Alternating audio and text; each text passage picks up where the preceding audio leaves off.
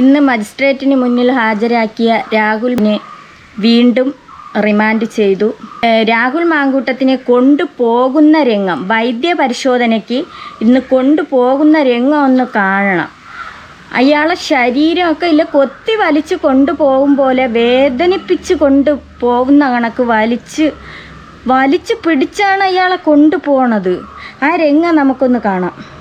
വൈദ്യപരിശോധനയ്ക്ക് ഇറക്കുമ്പോൾ Pathanamthitta general ആശുപത്രിയിലേക്ക് police സംഘം 2 മണിയോടെ പത്തനംതിട്ട മജിസ്ട്രേറ്റ് വീട്ടിൽ ഹാജരാക്കും എന്നാണ് അറിയാൻ കഴിയുന്നത്. അവിടെ രാഹുൽ മാങ്കൂട്ടത്തിൽ ഇറക്കുമ്പോഴൊക്കെ വലിയ പോലീസുമായുള്ള സംഘർഷമൊക്കെ നമ്മൾ കണ്ടതാണ്. അവിടെ രാഹുൽ മാങ്കൂട്ടത്തിൽ അപ്പോഴും നമ്മൾ ഇന്നലെ കണ്ടതുപോലെ ഒരു ചിരിച്ച മുഖവുമായി, അല്ലെങ്കിൽ ചിരിച്ച മുഖം ഒന്ന് വരുത്തി അങ്ങോട്ടേക്ക് ഹാഷ്മി പറയുന്നു ചിരിച്ച മുഖമായിട്ട് രാഹുൽ മാങ്കൂട്ടത്തിനെ ചിരിച്ച മുഖമായിട്ടാണ് കാണുന്നത്. പിന്നെന്തോന്ന് കരയണോ?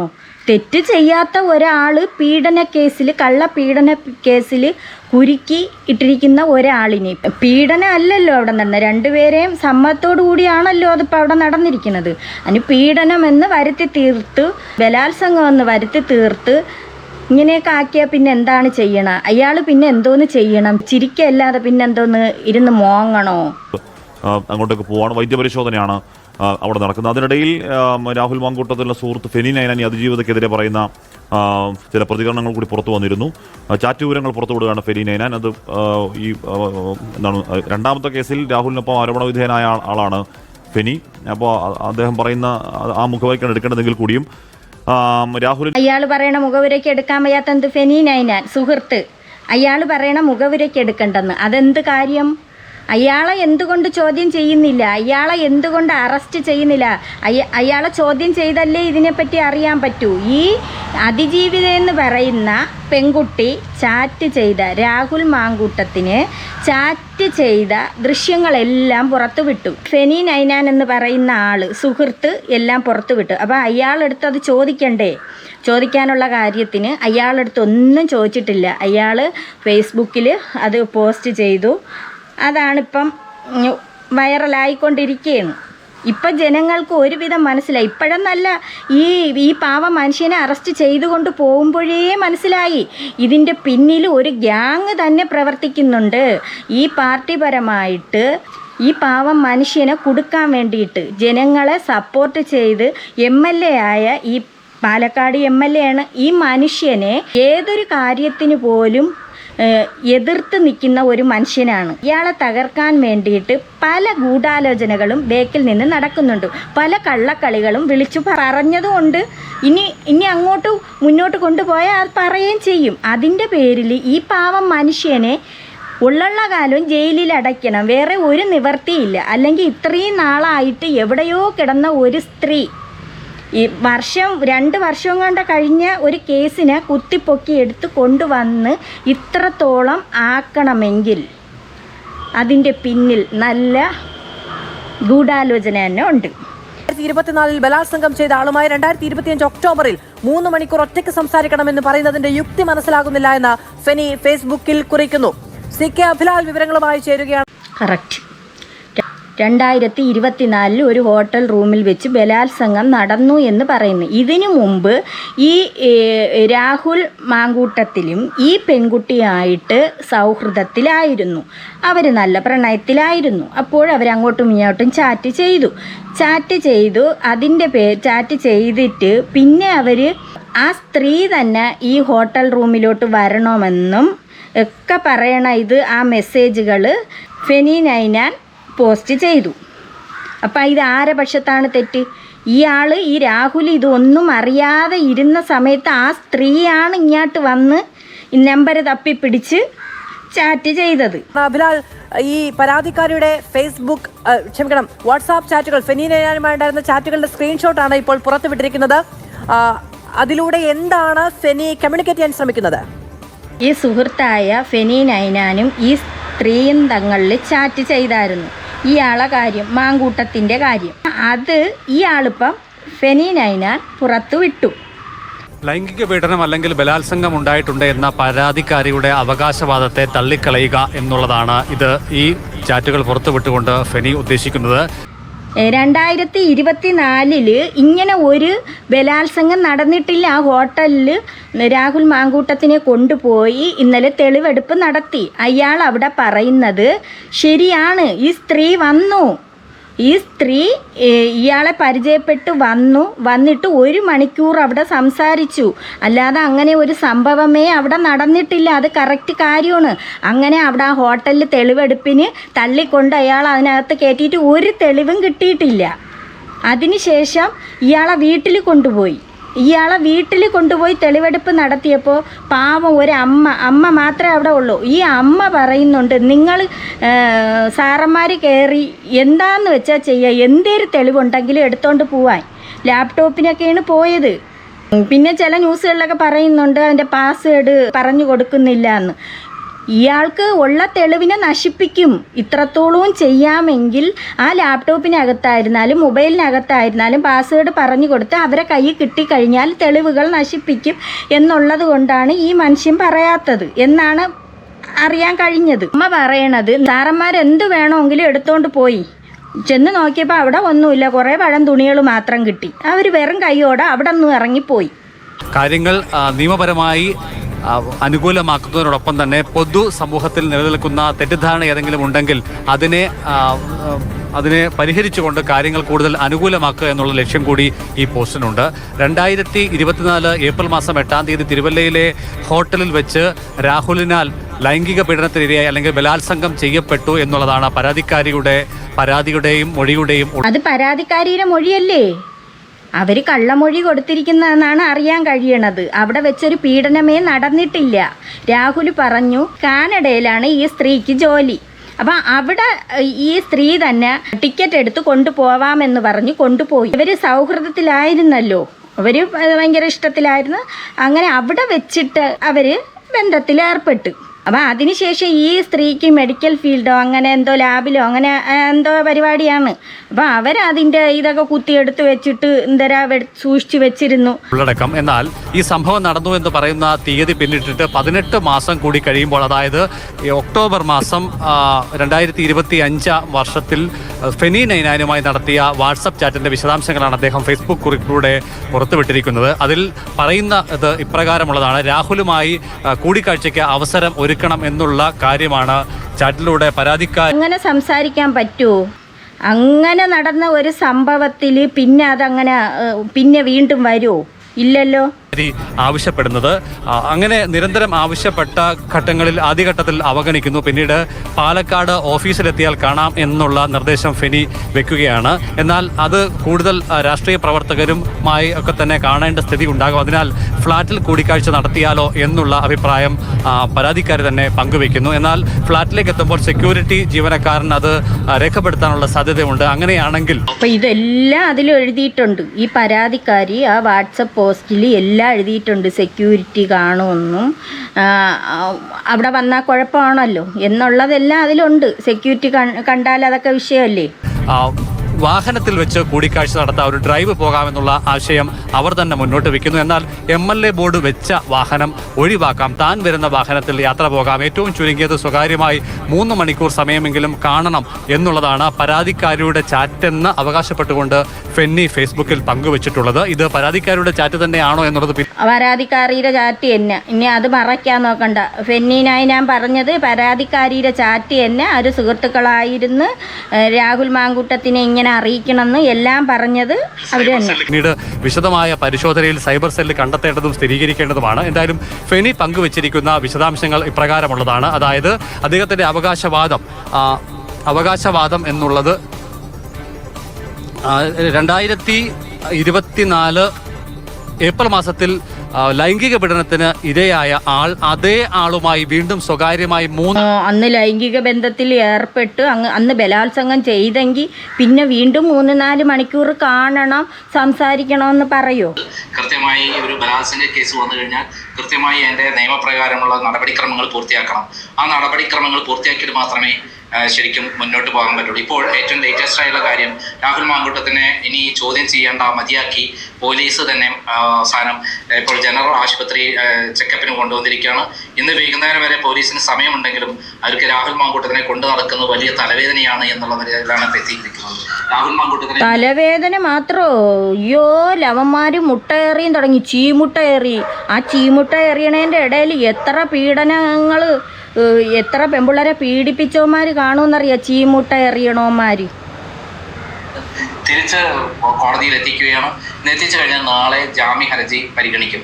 ഏറ്റവും രസകരമായ കാര്യം, ഈ ചോദ്യം ചെയ്യലിലെല്ലാം തന്നെ പൂർണ്ണമായിട്ട് രാഹുൽ മാങ്കൂട്ടത്തിന്റെ ഭാഗത്ത് നിന്ന് എന്തെങ്കിലും തപ്പി കിട്ടാൻ പറ്റിയിട്ടില്ല എന്നുള്ളതാണ് സത്യം. കാരണം എന്തെങ്കിലും തിരിഞ്ഞിട്ടൊന്നും കിട്ടണ്ടേ. ഇപ്പൊ ഏറ്റവും പുതിയ വിവരം എന്താണ്? ഇന്നലെ അവർ ഹോട്ടലിൽ കൊണ്ടുവന്നപ്പോൾ അദ്ദേഹം പറഞ്ഞ, തിരുവല്ലയിലെ ഹോട്ടലിൽ കൊണ്ടുവന്നപ്പോൾ പറഞ്ഞിട്ടുള്ളത്, ഹോട്ടൽ റൂം നമ്പർ 408 2024 ഏപ്രിൽ മാസത്തിൽ 1 മണിക്കൂർ നേരം ആ ലേഡിയുമായി സംസാരിച്ചിരുന്നു എന്നുള്ളതാണ് പറയുന്നത്. അവിടെ വെച്ച് സെക്ഷലി ബന്ധമേ ഉണ്ടായിരുന്നില്ല. എന്നാൽ ഞാനുമായി ഇതാണ് സത്യം. അവിടെ വെച്ച് അവർ ബന്ധപ്പെട്ടിട്ടില്ല ഉണ്ടായിരുന്നു. അവരിവിടെ വന്ന് സംസാരിച്ച് ഞാനും അവരും കൂടെ മാരേജ് കഴിക്കാൻ തീരുമാനിച്ചു. അങ്ങനെ അതിനാദ്യമായി വേണ്ടത് നിയമപരമായ ഡിവേഴ്സാണ്. ഡിവേഴ്സ് ഇല്ലാതെ ഞാൻ എങ്ങനെ മാരേജ് കഴിക്കും? അത് കല്യാണം കഴിഞ്ഞ സ്ത്രീയാണ്. അപ്പം നിയമപരമായിട്ട് ഡിവോഴ്സ് വേണം എന്നുള്ളത് സ്ത്രീ പറഞ്ഞു. അപ്പോൾ ഡിവോഴ്സ് ആവാത്തൊരു സ്ത്രീ കല്യാണം കഴിക്കാൻ പറ്റൂലല്ലോ. ഇത് കല്യാണം കഴിച്ച പയ്യനും അല്ല. ശേഷം ഈ അതിജീവിത എന്ത് ചെയ്തു? കാനഡയിലേക്ക് ടിക്കറ്റ് എടുത്ത് കൊടുത്തു 2 തവണ. ഒരു തവണ കാനഡയിൽ പോയി അങ്ങനെ എല്ലാ സ്ഥലത്തും ചുറ്റിയടിച്ച് അവർ ഒരുമിച്ച് ഭാര്യ ഭർത്താക്കന്മാരെ പോലെ ജീവിച്ച ദിവസങ്ങളോളം. അത് മതി വരാത്തതുകൊണ്ട് വീണ്ടും അവരെ വിളിച്ചു വരുത്തി രാഹുൽ മാങ്കൂട്ടത്തിന് ടിക്കറ്റ് എടുത്തു കൊടുത്തു. വിലപ്പെട്ട സമ്മാനങ്ങളെല്ലാം കൊടുത്ത് കെട്ടിപ്പിടിച്ച് ഉമ്മയടക്കം കൊടുത്തിട്ടാണ് അവിടുന്ന് മടക്കി അയച്ചത് എന്നാണ് രാഹുൽ മാങ്കൂട്ടൻ പറയുന്നത്. ഇതെല്ലാം അവിടെ കാനഡയിൽ നടന്നു. അവിടെ വെച്ചിട്ടാണ് അവർ പരസ്പരം ബന്ധപ്പെട്ട് അപ്പം ആ ബന്ധപ്പെട്ടതിൽ ചിലപ്പോൾ കുട്ടിയുണ്ടായി, ചിലപ്പം പ്രഗ്നൻ്റ് ആയിരുന്നിരിക്കാം, അതിനെ അബോർഷനാക്കി കളഞ്ഞിരിക്കാം, അതിൻ്റെ ഇത് കുത്തിയെടുത്ത് അത് സൂക്ഷിച്ച് വെച്ചിട്ട് അതങ്ങാണ്ട് ഹാജരാക്കിയെന്നോ എനിക്കൊന്നും അറിഞ്ഞൂടാ. ആ സ്ത്രീക്ക് ഈ മെഡിക്കൽ ഫീൽഡുമായിട്ട് ലാബോ അങ്ങനെയും കണ്ട എന്തോ ജോലിയായിരുന്നു കാനഡയിൽ. അതാണ് അതങ്ങനെയൊക്കെ ചെയ്തിട്ടുള്ളത്. കാര്യത്തിൽ ഞാൻ തിരുവല്ലയിൽ വെച്ച് ബലാത്സംഗമോ അല്ലെങ്കിൽ സെക്ഷലി ലൈംഗിക ബന്ധമോ ഉണ്ടായിട്ടില്ല. പിന്നെ ഇങ്ങനെയാണ് അവർ ഗർഭിണിയാവുന്നത് കാനഡയിൽ വെച്ചാണ്. ആ കാനഡയിൽ വെച്ച് ഞങ്ങൾ തമ്മിൽ ലൈംഗികമായി ബന്ധമുണ്ടായിട്ടുണ്ട്. ആ ബന്ധത്തിന്റെ അടിസ്ഥാനത്തിൽ അവർ ഗർഭിണിയായിട്ടുണ്ടാവുന്നു. അവർ കാലാവധി എടുത്തു നോക്കിയാൽ ഈ ഭ്രൂണം പരിശോധിക്കണം. DNA ടെസ്റ്റ് മാത്രമല്ല, ഏത് കാലഘട്ടത്തിലാണ് ഗർഭിണിയായി എന്നുള്ളത് കണ്ടുപിടിക്കണം. ഞാനും അവരുമായിട്ട് മാരേജ് കഴിക്കാൻ നിശ്ചയിച്ചിരുന്നു. മാധ്യമങ്ങൾ മീഡിയക്കാർ ഇതങ്ങ് പൊക്കിപ്പിടിച്ചൊരു ആഘോഷമാക്കി നടക്കുകയാണ്. രാഹുൽ ഗർഭം ഉണ്ടാക്കണു. വേറെ ഒരു ന്യൂസും ഇല്ല. എന്തെല്ലാം സംഭവങ്ങൾ നടക്കണം. ഞങ്ങൾ വളരെയധികം ആത്മാർത്ഥമായി പരസ്പരം ബന്ധപ്പെടുകയും മനസ്സറിഞ്ഞുകൊണ്ട് പരസ്പര സമ്മതത്തോടെ ലൈംഗിക ബന്ധത്തിൽ ഏർപ്പെടുകയും കാനഡയിലെ വിവിധ ടൂറിസ്റ്റ് കേന്ദ്രങ്ങളിലൊക്കെ സന്ദർശിക്കുകയും അങ്ങനെ വളരെ ഞങ്ങൾ അടുത്ത ബന്ധമായിരുന്നു. 30 വയസ്സും 31 വയസ്സുള്ള അവരുമായിട്ട് എനിക്ക് യാതൊരു വിയോജിപ്പും ഉണ്ടായിരുന്നില്ല. എന്നാൽ ഒരു സ്ഥലത്ത് വെച്ചിട്ടാണ് ഞങ്ങൾ വിയോജിപ്പ് വരുന്നത്. അവസാനം ഇവർക്ക് പ്രണയമൂത്ത് അവർ പറഞ്ഞു, ഭർത്താവിനെ നിയമപരമായി ഒഴിവാക്കാൻ വലിയ ബുദ്ധിമുട്ടാണ്, പിന്നെ അവരെ ഒഴിവാക്കാവുന്ന ഒരു ഒറ്റക്കാരിയോട് കൊന്നുകളയുക, അത് രാഹുൽ മാങ്കൂട്ടം ഏർപ്പെടണമെന്നാണ് രാഹുൽ മാങ്കൂട്ടത്തിൻ്റെ അടുത്ത് പറഞ്ഞ്. ഇത് ഭർത്താവുണ്ടല്ലോ, ഭർത്താവിനെ എന്തെങ്കിലും ചെയ്താലല്ലേ ഇയാളുമായിട്ട് തുടർന്ന് പോകാൻ പറ്റുള്ളൂ, കല്യാണം കഴിച്ച് ജീവിക്കാൻ പറ്റും. അതുകൊണ്ട് രാഹുലിൻ്റെ അടുത്ത് പറഞ്ഞതാണ് രാഹുൽ എന്തെങ്കിലും ചെയ്യണമെന്ന് ഭർത്താവിനെ പറഞ്ഞു എന്നുള്ള വാർത്ത പോലീസിനോട് പറഞ്ഞു എന്നുള്ള കാര്യമാണ് പറഞ്ഞത്. 2 കാര്യങ്ങളാണ് ഇപ്പോൾ പുറത്തു വന്നിരിക്കുന്നത്. ഒന്ന്, സെക്ഷലി ബന്ധപ്പെട്ടത്, ലൈംഗികമായി ബന്ധപ്പെട്ടത് എവിടെ വെച്ചിട്ടല്ല, തിരുവല്ലയിലെ ഹോട്ടലിൽ വെച്ചല്ല. അപ്പോൾ ആ പരാതി തന്നെ പൊളിയുകയാണ്. അതായത് ഈ പറയുന്ന യുവതിയുടെ അതിജീവിതയുടെ പരാതി തന്നെ പൊളിയുകയാണ്. അതുകൊണ്ടാണ് ആ പരാതി തയ്യാറാക്കിയത് ഈ ലേഡിയല്ല, പി ശശിയുടെ ലൈംഗികയായ എന്ത് വൃത്തികേടും കൂട്ടു നിൽക്കുന്ന ഒരു അഡ്വക്കേറ്റ് ഉണ്ട്. ആ അഡ്വക്കേറ്റാണ് 3 പരാതികളും തയ്യാറാക്കിയിട്ടുള്ളത്. ആ 3 പരാതികളിൽ ഒരേപോലെ തയ്യാറാക്കാൻ കാരണം, ഒന്ന് ഗർഭചിത്രം നടത്തുന്നു, കുട്ടി ഉണ്ടാവണമെന്ന് ആഗ്രഹിക്കുന്നു, പിന്നീട് കുട്ടിയുണ്ടായാൽ കൊല്ലാൻ ശ്രമിക്കുന്നു, ഭീഷണിപ്പെടുത്തുന്നു തുടങ്ങിയുള്ള കാര്യങ്ങളെല്ലാം ഇത് ഒരേ സ്റ്റൈലാണ് ഉണ്ടാക്കുന്നത്. എല്ലാവരോടും എല്ലാത്തിലും 3 പരാതിയിലുണ്ടാക്കിയത് കുഞ്ഞു വേണമെന്നുള്ളതാണ്. എല്ലാ പരാതിയിലും ഒരേ സ്റ്റൈൽ ഉണ്ടാക്കിയ കാരണം ഒരാൾ തന്നെ വളരെ ക്രിമിനൽ ബുദ്ധിയുള്ള ഒരു അഡ്വക്കേറ്റ് തയ്യാറാക്കിയതാണ് സമാന സ്വഭാവമുള്ളതാക്കുക. ഒരു കാമുകനും ഇങ്ങനെ അവിഹിതമായി പോകുമ്പോൾ കുഞ്ഞു വേണമെന്ന് പറയില്ല, എന്നാൽ അങ്ങനെ പറഞ്ഞു എന്ന് വരുത്തിയിട്ട് മൂന്നിലും ഒരേ സ്റ്റൈലിൽ കൊണ്ടുപോകുക. ഇത് ഒരേ ആളിനെ തയ്യാറാക്കിയ ലേഡിക്ക് കൊടുക്കുക, ലേഡി പരാതി കൊടുത്താൽ ലേഡി. ഇപ്പോഴും പീഡന വീരന്മാർ വെളിയിൽ കിടന്ന് വിലസുന്നുണ്ട്. അവരെ ആരെയും അറസ്റ്റ് ചെയ്യാനോ അവരുടെ തെറ്റുകുറ്റങ്ങൾ കണ്ടുപിടിക്കാനോ ഒന്നും വയ്യ. ഈ പാവപ്പെട്ട 10-35 വയസ്സിനകത്തുള്ള ഈ കല്യാണം പോലും കഴിക്കാത്ത ഈ മനുഷ്യന് അയാളെ ജീവിതം തകർക്കാൻ വേണ്ടി വെളിയിൽ ആവശ്യമില്ലാത്തത് ചെയ്യിക്കുന്ന ഓരോരുത്തരും ഒന്ന് ഓർക്കുക. അയാൾക്കുമുണ്ട് ഒരു പാവം പിടിച്ച അമ്മ. പിന്നെ അതുപോലെ ഈ പീഡനവീരന്മാരായിട്ടുള്ള കുറേ എണ്ണം വെളിയിൽ കിടന്ന് വിലസിയല്ലോ, അവരെയൊക്കെ അറിയാതെ ആരും അറിയാതെ മീഡിയക്കാരെ പോലും അടുപ്പിക്കാതെ പിടിച്ചോണ്ട് പോയിട്ട് പീഡനത്തിൻ്റെ പേരിൽ തന്നെ പിടിച്ചോണ്ട് പോയി ഒരു വശത്തൂടെ ഒളിച്ച് കടത്തിക്കൊണ്ട് പോയിട്ട് ഒരു മറുവശത്തൂടെ ഇറക്കി വിട്ട 1-2 പേരെയൊക്കെ നമുക്ക് അറിയാം. അതിൽ ഭാര്യമാരുള്ളവരാണ്, ഭാര്യമാർ കല്യാണം കഴിഞ്ഞ് ഭാര്യയും ഉള്ളതാണ്, ഭാര്യയും മക്കളും ഉള്ളവരാണ്. അവരെയൊക്കെ പിടിച്ച് ഒരു വശത്തൂടെ കൊണ്ടുപോയി ഒരു വശത്തൂടെയൊക്കെ ഇറക്കി വിട്ട ചരിത്രമൊക്കെ ജനങ്ങൾക്കറിയാം. ഇതിന് പീഡനമെന്നല്ല പറയണം, അതൊക്കെ പീഡിപ്പിച്ചതാണ്, അതൊക്കെ പീഡനമായിരുന്നു. പിന്നെ അതുപോലെ ഒരുപാട് കഥകളുണ്ട്. ഈ മീഡിയക്കാരായിരുന്നാലും ഈ മനുഷ്യൻ്റെ പിന്നാലെ ഇങ്ങനെ ഓടണതിന് സത്യം പറഞ്ഞാൽ ഈ റിപ്പോർട്ടർ ചാനലൊക്കെ ഉണ്ടല്ലോ, ഈ നമ്മുടെ അരുൺ സാറ് ഇത് എന്തോന്ന് ഇന്ത്യയുടെ പടം പോലെയൊക്കെ ഗർഭചിത്രം വരയ്ക്കണ ഇതായിട്ടും കുട്ടിയുടെ തല അങ്ങോട്ട് പോയി, കാലങ്ങോട്ട് പോയി, കൈ അങ്ങോട്ട് പോയെന്നും പറഞ്ഞ് എന്തിനാണ് ഒരു കാര്യം കാണുമ്പോൾ ഇന്ത്യയുടെ ഭൂപടം വരയ്ക്കും പോലെയൊക്കെയാണ് വരച്ചു വയ്ക്കുന്നത്. അതുപോലെ ഓരോ ചാനലുകാരും അവർ ഇതിൻ്റെ പിന്നാലെ അങ്ങ് പോവുകയാണ്. അല്ലാതെ എന്തെല്ലാം കേസുകളുണ്ട് അതിൻ്റെ പിന്നാലെ ഓടാത്തത്. ഈ മനുഷ്യനെ വലിച്ചഴച്ച് കൊണ്ടുപോണ രംഗങ്ങൾ, ഒരു തെറ്റും ചെയ്യാത്ത മനുഷ്യൻ. ഈ ജനങ്ങളെല്ലാം ഇപ്പം സപ്പോർട്ട് കൂടി. ഈ രാഹുൽ മാങ്കൂട്ടത്തിന് സപ്പോർട്ട് കൂടിയതല്ലാതെ കുറഞ്ഞിട്ടില്ല. ഒരു പാവപ്പെട്ട മനുഷ്യൻ, എല്ലാവർക്കും ഒരു ഉപകാരിയാണ്. നാട്ടുകാരെ പ്രതികരണം തന്നെ നമ്മൾ കേട്ടതാണ്. എന്തോ ഒരു മനുഷ്യനാണ്, മറ്റുള്ളവരെ തെറ്റുകൾ അത് ചൂണ്ടിക്കാണിക്കുന്ന മനുഷ്യനായത് കൊണ്ടാണ് ഇത്രയും വൈരാഗ്യം കയറിയത്. അയാളെ ഇനി വെച്ച് പൊറപ്പിച്ചൂടാ. ഇനിയിപ്പോൾ ഉടനെ ഇലക്ഷൻ ഉണ്ടല്ലോ, 2-3 മാസം കൂടെ ആവുമ്പോഴത്തേക്ക്. അപ്പം ആ ഇലക്ഷന് മുമ്പ് ഇയാളെ തറ പറ്റിക്കണം. അതിനു വേണ്ടിയിട്ട് കളിച്ച കളിയാണ്. അല്ലാതെ തന്നെ എന്തെല്ലാം കേസുണ്ട്. ആ ജിഷ വധക്കേസ്, ഏതോ ഒരു പാവപ്പെട്ട മനുഷ്യനെ കൊണ്ടുവന്ന് ജയിലിലിട്ടിരിക്കണം. അതിൻ്റെ പിന്നിൽ തന്നെ നല്ല ഏമാമാർ കളിച്ചതാണ്. ആ കുട്ടിയുടെ അമ്മ, ജിഷയുടെ അമ്മ ഇപ്പോഴും ആ കൊച്ചിയിൽ ആ തെരുവിൽ കിടന്ന് തെണ്ടന്തര പൊട്ടാസോ എന്തോ വിറ്റ് ഇങ്ങനെ നടക്കുന്നുണ്ട്. വന്നിട്ട് തെരുവിലാണ് കിടക്കുന്നത്. അതുപോലെ എത്ര കുട്ടികളെ കൊണ്ടിട്ട് പീഡിപ്പിക്കണം. ആ പീഡനം, അതൊക്കെയാണ് പീഡനം എന്ന് പറയുന്നത്. കുട്ടികളെയൊക്കെ, കുഞ്ഞു കുട്ടികളെയൊക്കെ അല്ലേ വലിച്ചഴിച്ച് കൊണ്ടുപോയി പീഡിപ്പിച്ച് അവരെ കൊലപ്പെടുത്തണത്. അതിനൊന്നും ഒരു ഇതുമില്ലേ, അതിനൊന്നും ഒരു ചോദ്യവും ഇല്ല. എത്ര കേസുകൾ അങ്ങനെയൊക്കെ കൊണ്ടുപോയി യഥാർത്ഥത്തിൽ കൊണ്ടുപോയി പീഡിപ്പിക്കണവന്മാരെ അതിനാണ് പ്രതികരിച്ചിരുന്നെങ്കിൽ കാണാൻ കൊള്ളായിരുന്നു. അവന്മാരെയാണ് ഇങ്ങനെ കൊണ്ടുപോയിട്ട് പിന്നെ മീഡിയക്കാരിങ്ങനെ പിറക്കെ ഓടി നടന്ന് പ്രതികരിക്കേ അല്ലെങ്കിൽ മുട്ട എറിയേ അങ്ങനെ ഉള്ളവരെയാണ് എറിയണമെങ്കിൽ കാണാനെങ്കിലും കൊള്ളായിരുന്നു. ഇത് നിലവിളക്ക് കത്തിക്കണം, ചീമുട്ട എറിയണം, എന്തൊരു കാര്യത്തിന്? നിലവിളക്കും ചീമുട്ടയും മറ്റേ അവന്മാരെ ആ പീഡിപ്പിച്ചവന്മാരെ മണ്ടയ്ക്കാണ് എറിയാനുള്ള. അവന്മാരെ ഒരു വശത്തൂടെ ഇറക്കി കൊണ്ടുവന്നില്ലേ. അതുപോലെ പാവപ്പെട്ട മനുഷ്യരുടെ ആരാധനാലയമാണ് ശബരിമല എന്ന് പറഞ്ഞാൽ. അവരെന്തിനാണ് പോണ ഈ വർഷം തോറും? അവരവിടെ പോയിട്ട് അവരവിടെ വിശ്വാസം അവിടെ അർപ്പിക്കുന്ന 18-ാം പടി മലയും ചവിട്ടി കയറിയാണ് അവർ പോണത്. അവർ കൊണ്ടുവന്ന് അവിടെ ഉള്ളതെല്ലാം കൂടെ അവിടെ സമർപ്പിക്കും. എന്നിട്ട് ബാക്കിയുള്ളവരെല്ലാം അത് കൈയിട്ട് വാരി, കണ്ടില്ലേ തലയിലൊക്കെ ചുമന്ന് തോളിലും ചുമന്ന് കൊണ്ടുപോയത്. എന്നിട്ടിപ്പോൾ എന്തോന്നാണ്, ഒരാളിനെ പൊക്കി, രണ്ടാമത്തെ ആളിനെ പൊക്കി, അതിൻ്റെ പിന്നാലെ പോകാത്തത്. ഇന്നലെ ഒരാളിനെ കൂടെ പൊക്കി, ഇനി എത്രയോ എണ്ണത്തിനെ പൊക്കാനുണ്ട്. അപ്പം ഇതെല്ലാം വഴി തിരിച്ച് വിടാൻ വേണ്ടിയിട്ട് ഈ പാവപ്പെട്ട ഈ കൊച്ചു പയ്യൻ്റെ പിന്നാലെ പോയി. ഇതന്നെ അവിടെ നടന്നത്. ഇത് വഴി തിരിച്ച് വിടണം. ഈ കൊള്ള, ഈ സ്വർണ്ണക്കടത്ത് പിന്നെ വഴി തിരിച്ച് വിടാൻ വേണ്ടിയിട്ട്, ഇനി അങ്ങോട്ടൊന്നും മീഡിയക്കാർ പോവാതിരിക്കാൻ വേണ്ടി വഴി തിരിച്ച് വിടണം. അതിന് വേണ്ടിയിട്ടാണ് ഇപ്പം ഈ ഒരു കേസ് എടുത്തിട്ടത്.